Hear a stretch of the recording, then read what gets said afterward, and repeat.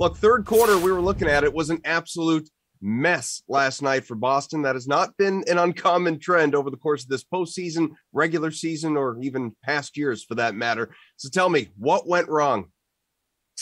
A lot of the same things that went wrong in game one. They just went worse and created a larger margin for the Warriors. And there's no way. I mean, that was a must-win game for the Warriors. Nobody goes down 2-0 at home in the NBA Finals. So after what happened in game one and after building that larger margin in the third quarter, Golden State was just going to run away with that one. So, I mean, from a Celtics standpoint, this team needs to be better prepared for the third quarter.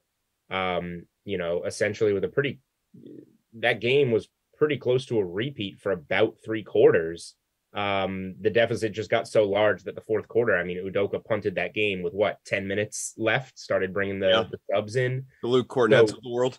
Yeah. So it got ugly quick. The Celtics are going to have to figure out whatever it is, putting an emphasis on the third quarter. And I think it'll help being at home. And I think it'll help that the Celtics have bounced back so strong after this. It brings you right back to the 22-2 third quarter in Miami. The Celtics won the next game by 25 points. I don't think they're going to win by 25 because Golden State's much more talented than Miami. But we know the stats with the Celtics. They should bounce back in this game 3. And it hasn't mattered for the Celtics or anybody when you get mocked these wide margins in the NBA playoffs. Like, it's another game. It's a new game, and these teams have been fine in the next game.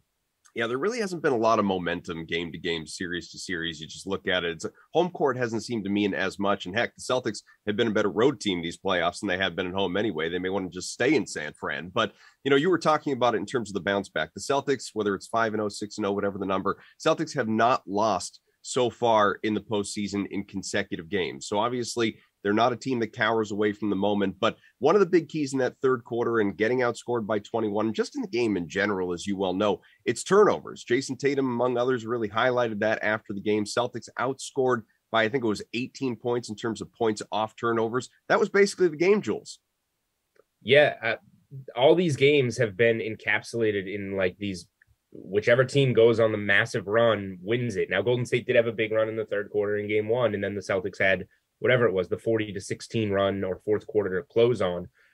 That's how these teams are winning. It's kind of just whoever has that best 7, 8, 10-minute span, whatever it is probably going to win the game. And you take teams like the Celtics and the Warriors, and it kind of enhances that because both teams can get so hot. Both teams can dig in defensively and get stops.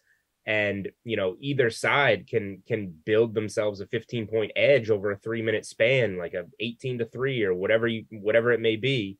And that team is usually going to win these games. So it's going to be really interesting. Like, we were talking in the Miami series. Oh, the Celtics won all these quarters, but, the series is tied. You have Draymond in game 1 saying we dominated 42 minutes, but we lost. Like, a lot of these games are coming down to who has the best 6-7 minute spurt, and it very well could go that way again for Boston, just like that game when they came back home. What was it, game 4, Miami? They just started the game off 22-2 or whatever it was, even more than that, and ran away with it. Like, these runs are going to be ridiculous in these games.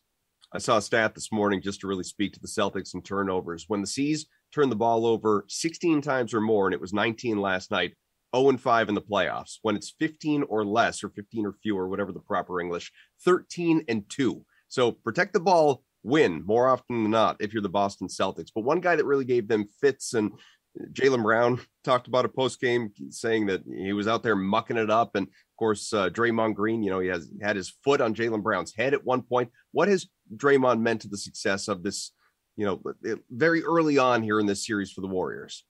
Yeah, I mean, he did what he had to do in game 2. You saw him get that jump ball on the first possession of the game with Al Horford, and he was physical the entire time after that.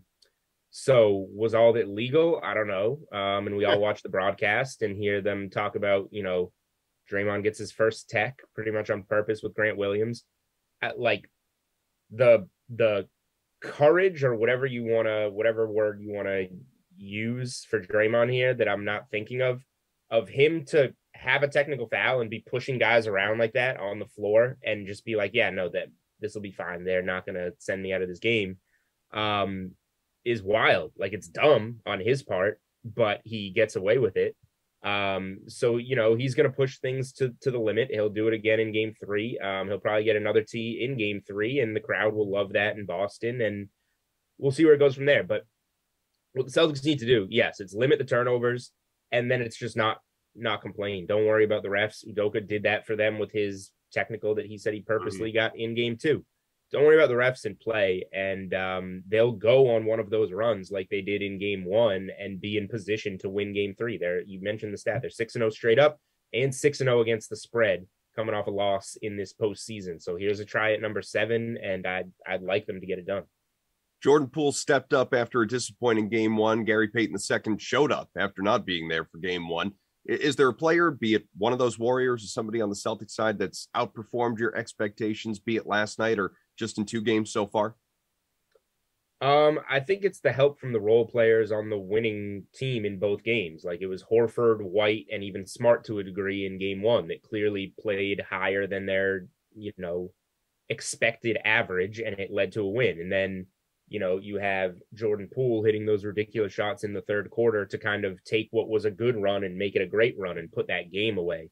So it's been whatever team gets that boost from the role guys, almost regardless of what the stars do, because Tatum wasn't scoring in game 1 and the boost from the role players was still enough. Curry, probably better in game 1 than game 2, but he got a boost from some of the role guys, even from Draymond, even though it wasn't necessarily through scoring in that game 2. So it's been role players that have, exceeded the expectations. We know that the stars are gonna do what they do. So, you probably like the Celtics role players to now bounce back after that poor game, especially coming home and have a good game. But the Warriors aren't afraid of playing on the road. Neither of these 2 teams are. So maybe the answer here is a role player, but I'll defer to you. Who needs to step up in game 3? Yeah, I think the easy answer, Al Horford, the Celtics 3 starters outside of Jaylen Brown and Jason Tatum had 2, right? 2. Yeah, Al Horford 2 points. Marcus Smart 2 points. Robert Williams 2 points. Maybe you don't get as much from Williams, who's clearly hurt, going to be a little limited, but he can be better than he was in game 2. But yeah, just get more from that starting 5 around Brown and Tatum, and you're going to be better. So those are the guys. Even though Derek White took a step back, he had 12 points in game 2. That's a pretty average game for a Derek White, maybe even a little above average. So he's been fine. I think just the drop off from Horford and Smart, even with Tatum hitting all those shots in the first half, that needs to come back, and it should come back in a game 3 at home, especially we see Horford with the rest. We keep getting these rest in between games. He should be better. Doesn't seem like there's been a whole lot of momentum game to game. I mentioned that earlier, and especially here in the finals when you've got like 3 weeks between games. Next one isn't until Wednesday. So I don't know. Does anyone have the momentum right now? No, the momentum, like you said, momentum in home court exists less and less in these playoffs, particularly, with the Celtics. I would say the Warriors are pretty good at home. Their only loss was the game 1 to the Celtics. So they have, some of a home court advantage. The Celtics have a great crowd. They have a great building. They just haven't had much of a home court advantage so far. They haven't played well at home. I'm not sure why. We'll see if they can, change that around in this series. But momentum wise, yeah, between the time between games and all the blowouts we've seen in this postseason, it just kind of seems like almost forget momentum. Whoever has the bad game is the side you want to be for the next game. You make adjustments. Your percentages, your shots even out. Your guys that were bad aren't going to be as bad. So it's almost the opposite from when we used to talk about momentum in a series. Now you want to get kicked down and you're expected to get back up. Before I let you go, just real quick, right now, DraftKings Sportsbook has the Celtics by 3.5 in game 3. What do you think of that number? Yeah, I was thinking maybe it would be 2.5, 3. Golden State's obviously, this is now, the series is a pick'em, and there's 5 games left and 3 are in Boston. So it's a home court 5-game series, and the Celtics have home court and they're not favored. So it tells you that Golden State is a little bit better. The guys making the numbers at DK Sportsbook. That said, the spot, like the number didn't matter in game 2. It was going up from 3.5, 4, 4.5. It could touch 5 at some sports books, and it was just a Golden State spot and the number didn't matter. I think game 3 could wind up being a Boston spot and the number doesn't matter. It might move to 4. That's fine with me.